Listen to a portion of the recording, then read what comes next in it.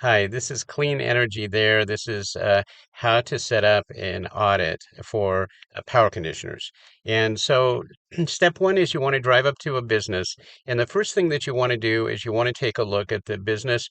You want to look at the square footage, and you want to go to maybe Google and look at Google Maps, and you can measure the distance of the building.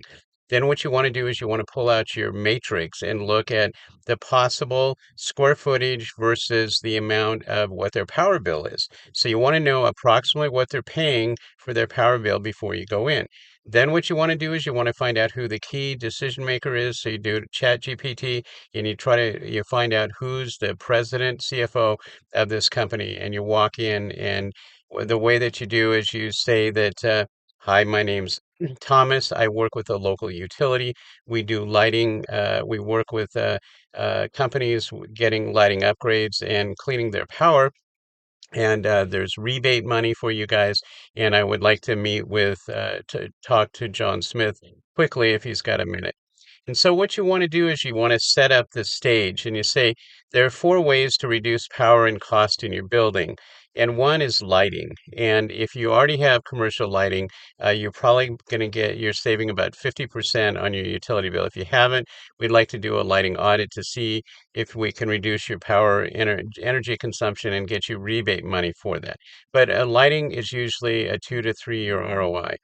High efficiency HVAC, which you've probably already done, you get about a 7 to 10 year ROI, but you might not have. You can also do solar, which has a 12 to 15 year ROI. And then the last one is what's called power conditioning, where we clean up your power and we put power conditioners on your panels, and it's got maybe a 2 to 3 year ROI, and you could save 15 to 20% on 10 to 20% on your power bill. So, what I'd like to do, if you got a minute, I'd like to give you a live demonstration. So, what I'm going to do is I'm going to plug in the monitor and show you your harmonic distortion and kind of what's going on with your power. So, when a reading should be under 50, and we'll go ahead and plug it in here, and let's take a look at what your power is in this room here. And if it's 150, 100, 200, or what have you, you've got dirty power, and you're probably paying more money than you need to for your power bills. And so what I'd like to do is go ahead and put in this other over here at another outlet, and it's going to clean your power for a minute. And let's take a look at what it does. And sure enough, it actually works.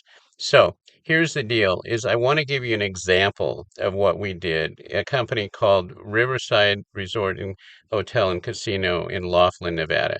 We put in brand new LED lights on the outside of the building. And one of the things that happened is they all crashed.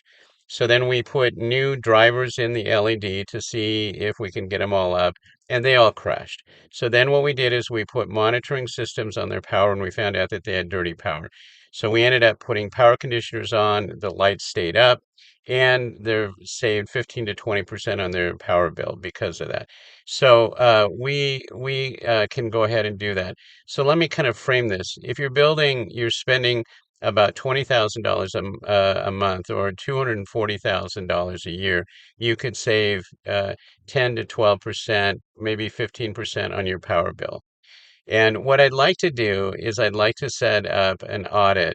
I can either do that now or I can come back and I'm going to monitor all your outlets, get a copy of your utility bill, and we'll test for harmonics. And then one of the things that we'll do is we'll come back and we'll give you some ideas and ways that you can go ahead and save money by putting power conditioners on. And it's got a really short ROI and it will clean up your power. And the other thing that you'll find is if you've ever had any problems with power uh, going down, a machine stopping because of power and what have you, this would help that. And it also will help what's called the demand charge. When you turn on your power, you get hit with a demand charge, and this will reduce it maybe by 30%. So we can clean things up. And what I'd like to do, if I could go through and do a quick energy audit right now, or I could come back Tuesday at 10. What would work? So this is what you do to set it up.